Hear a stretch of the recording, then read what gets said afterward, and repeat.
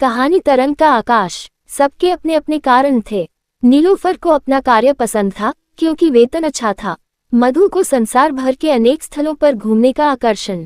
प्रमिला को देश विदेश में अपनी मनपसंद वस्तुओं को खरीदने का मोह और प्रीति से कोई ये पूछ ले कि संसार में किस शहर में किस होटल की कौन सी खाने की चीज स्वादिष्ट है, तरंग के मन में इनमें से किसी के लिए भी कभी उत्सुकता नहीं जागी।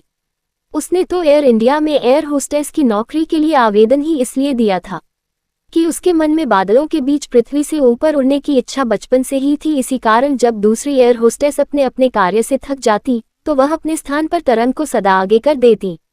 ऊपर नीले आकाश में उड़ते हुए तरंग के मन को एक प्रकार की शांति मिलती थी और इसलिए अपने कार्य में रत रहते हुए भी वह सदा झरोखों से बाहर ही ताकती रहती। वायुयान में आराम गद्दों पर सोते हुए लोगों को देखकर तरंग उन पर दया आती कि वह अपना अमूल्य समय इस प्रकार सोते रहकर बर्बाद कर रहे हैं। तरंग अपने रोमांचक क्षणों को किसी मूल्य पर भी गंवाने के पक्ष में नहीं थी। सब यात्री भी उसकी सेवाओं से प्रसन्न रहते क्योंकि यह उन सबका कार्य हंसते मुस्कुराते हुए निपटाती। अक्सर उनके अन्य साथियों में वायुयान के कप्तान रोहित खन्ना होते। रोहित को पहली बार देखकर न जाने क्यों वह उसकी ओर आकर्षित हो गई थी। यह आकर्षण कब धीरे धीरे बढ़ता गया वह समझ न पाई थी। रोहित अपने कार्य में व्यस्त होता तो उसे किसी बात की सुध नहीं रहती थी। कई बार बीच आकाश में जब मौसम खराब हो जाता तो रोहित सदैव धैर्य से अपना कार्य करता, मानो वायुयान में यात्रा कर रहे सब यात्रियों को सकुशल नीचे उतारना उसका एकमात्र कार्य हो। उसको आज तक किसी ने किसी परिस्थिति में भी घबराते नहीं देखा था, परंतु तरंग अपनी ओर से भरसक ही प्रयत्न करती कि वह रोहित की ओर से उदासीन रहे। इसके कारण थे, एक तो ये कि वह विवाह करके अपनी इस एयर होस्टेस की नौकरी को छोड़ना नहीं चाहते थी क्योंकि तब वह नीले आकाश में विचरते रहने का रोमांच कहाँ से पाएगी। दूसरा कारण था रोहित के विषय में प्रचलित कथाएं। उन कथाओं के अनुसार रोहित का सुंदर सलोना चेहरा, गठिला शरीर और उसकी हर लड़की को अपनी ओर आकर्षित कर लेने की अद्भुत क्षमता। सब एयर होस्टेसों में ये प्रचलित था कि रोहित एयर इंडिया की लगभग हर एयर होस्टेस के साथ रंगरेलियां मना चुका है। उसका प्रमाण तरंग को कई बार मिल चुका था क्योंकि रोहित ने उसे भी कई बार कई तरह से इशारों में निमंत्रण दिया था। रोहित मजाक में नीलोफर को कहता, भाई मानते हैं कि तुम सब में सुंदर है तो एक ही, लेकिन क्या करें वह हमें घास ही नहीं डालती। ये हमेशा वह तभी कहता जब वह देखता कि तरंग वहीं आसपास ही है। एक बार रोहित ने उससे लंदन एयरपोर्ट पर कहा था, अगर तुम चाहो तो आज यहाँ एक बढ़िया रेस्तरां में तुम्हें मुर्ग मुसल्लम खिलाया जाए, वह भी इतना बढ़िया जितना तुमने भारत में भी कभी न खाया होगा। तरंग ने उसे केवल धन्यवाद कहकर सिर हिला दिया था। हालांकि उसका मन उस निमंत्रण को स्वीकार करने का आमंत्रण दे रहा था। तब रोहित ने जाते हुए कहा था, लगता है तुम किसी करोड़पति की प्रतीक्षा में हो।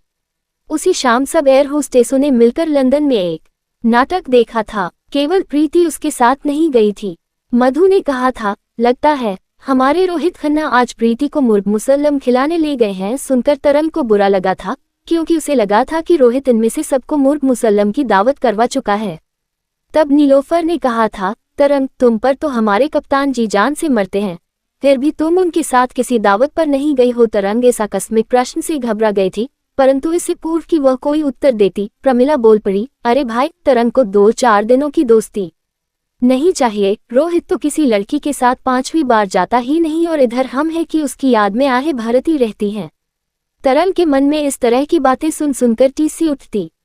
वह ये भी जानती है कि लोग किस तरह बात का बतंगड़ बनाकर फैलाते हैं, परंतु फिर भी जब इतनी बातें होती हैं तो रोहित की ओर से ऐसे काम कुछ न कुछ तो होते ही होंगे। उस दिन पेरिस से बंबई आते हुए केबिन में रोहित की ही कोई बात हो रही थी। उसी को सोचते हुए तरंग गरम दूध करके बोतल में डालकर ले जा रही थी। तरंग ने दूध की बोतल शालिनी को देते हुए मुस्कुराकर उसको गोद में पड़े नन्हे शिशु को देखा। कितना प्यारा बच्चा है। शिशु की थोड़ी पर उंगली रखते हुए तरंग बोली। शिशु मुस्कुरा उठा। शालिनी ने उत्तर दिया, बस इसे इसका दूध समय पर मिलता रहे तो बिल्कुल तंग नहीं करता। इतना कहते कहते शालिनी के चेहरे का रंग पीला पड़ने लगा और उबकाई सी आने लगी। बाप रे, लगता है मुझे उल्टी होगी क्या थोड़ी देर के लिए इसे। इतना कहते कहते शालिनी झट से अपनी सीट से उठी, शिशु को और दूध की बोतल को तरंग के हाथों में थमाते हुए वह बाथरूम की ओर दौड़ी। अचानक दूध की बोतल मुंह से छिन जाने से शिशु रोने लगा। तरंग ने ठीक से अपनी बाहों में संभाल कर दूध की बोतल शिशु के मुंह में लगा दी और प्यार से बोली, नहीं रोते मुन्ना, दूध चाहिए। प्यारे मुन्ने को मुंह में दूध आते ही शिशु चुप हो गया। एक बार मुस्कुराया और आराम से दूध पीने लगा। तरंग अब तक शालिनी नारंग के विषय में काफी कुछ जान चुकी थी कि शालिनी के पति व्यापारी है और बम्बई में ही रहते हैं, पर बम्बई में और कोई नहीं है। सो शालिनी पेरिस अपने माता पिता के पास गई हुई थी। शिशु का जन्म पेरिस में ही हुआ था। अब वह अपने शिशु को लेकर वापस बम्बई अपने घर लौट रही थी। शालिनी जब बाथरूम से लौटी तो उसकी तबीयत ठीक नहीं थी। सो तरंग ने शालिनी से कहा, आप आराम से बैठें, मैं इसे थोड़ी देर अपने केबिन में ले जाती है और दूध पिलाकर कुछ देर बाद आपके पास छोड़ दूंगी। तब तक आपकी तबीयत भी ठीक हो जाएगी। अपने केबिन की ओर आते हुए रुककर तरंग ने पूछा, अरे हाँ, शिशु का नाम क्या रखा है? शालिनी हंसते हुए बोली, अभी रखेंगे, अब तक तो बेबी ही बुलाते हैं। बम्बई सांता कुछ एयरपोर्ट पर जब अपना बैग रखने तरंग एयरपोर्ट पर अपने दफ्तर गई तो उसे एक पैकेट मिला, उसके साथ एक चिट्ठी जिस पर लिखा था, आपने मेरी पत्नी एवं बेबी की काफी सेवा की, इसका धन्यवाद। मेरे और शालिनी की इच्छा है कि आज शाम का भोजन हमारे साथ करें। हस्ताक्षर अस्पष्ट थे, परंतु अंत में नारंग सा शब्द बनता था और साथ ही घर का पता और फोन नंबर लिखा हुआ था, और पैकेट में इत्र की एक छोटी सी बोतल भी थी। इस तरह के कार्य तो तरंग की दिनचर्या में प्रायः होते ही रहते थे। सो उसने उसी समय तय कर लिया कि वह फोन करके उन्हें मना कर देगी। दूसरे दिन प्रातः ही उसने फोन किया तो उधर शालिनी का ही स्वर था। शालिनी के बहुत आग्रह करने पर तरंग अस्वीकार नहीं कर पाए। उसे शालिनी का स्वभाव भी अच्छा ही लगा था। शाम को वह उस पते पर पहुंच गई तो शालिनी ने दरवाजा खोला और उसे देखते ही बोली, तुम सचमुच बहुत सुंदर हो। तरंग मुस्कुराकर रह गई। शालिनी ने बताया कि उसके पति को किसी कार्यवश कहीं जाना पड़ गया। इतने में द्वार की घंटी बजी तो शालिनी जाते हुए बोली, ओह, भैया आए होंगे। तरंग के आश्चर्य का ठिकाना न रहा जब उसने देखा कि दोनों बाहों में कुछ पैकेट थामे रोहित खन्ना अंदर आ गया। अंदर आते ही रोहित ने पैकेट मेज पर रखे और बोला, आश्चर्य, तरंग तुम यहाँ। तरंग के दिल की धड़कन इतनी तेज हो गई कि उसे लग रहा था कि कमरे में खड़े शालिनी और रोहित दोनों ही उस धड़कन की आवाज को सुन रहे होंगे। संभलते हुए बोली, आप शालिनी के भाई हैं? शालिनी बोली, तुम दोनों तो काफी अरसे से एक दूसरे को जानते होंगे। उत्तर रोहित ने दिया, जी, इसे जानता तो उसी दिन से हूँ जब से इसने एयर इंडिया में कार्य आरंभ किया था, लेकिन इसने तो मुझसे बात ना करने की कसम ही उठा रखी है। अब तरंग पूरी तरह से संभल चुकी थी। उसे मन ही मन विश्वास भी हो रहा था कि शालिनी के आज के निमंत्रण के पीछे रोहित का ही हाथ है। उसने उत्तर दिया, मेरे के बात करने न करने से आपको क्या अंतर पड़ता है? आपसे बातें करने के लिए तो एयर इंडिया की सारी एयर होस्टेस लालायत रहती हैं। ओह तरंग, इतना झूठ मेरी बहन के सामने तो न बोलो। बीच में शालिनी बोल पड़ी, भैया, रास्ते में तरंग ने मेरी बड़ी सहायता की, नहीं तो बड़ी कठिनाई होती। तरंग ने विषय बदलने की नीयत से पूछा, बेबी कहाँ है? और फिर बेबी को लेकर उसी की बातें आरंभ हो गई। खाने की मेज पर बैठते हुए रोहित ने कहा, तरंग तुम तो किसी पुरुष से बात ही नहीं करती और अब बेबी की बातों में तुम्हें इतना आनंद आ रहा है। यह ना भूलो कि बेबी एक पुरुष है। और सबने ठहाका लगाया। खाना खाते हुए शालिनी ने पूछा, तरंग तुम्हारी आयु क्या है? तरंग ने बताया, 22 वर्ष। शालिनी ने बताया, मेरी आयु 20 की थी, मैं भी नौकरी करती थी।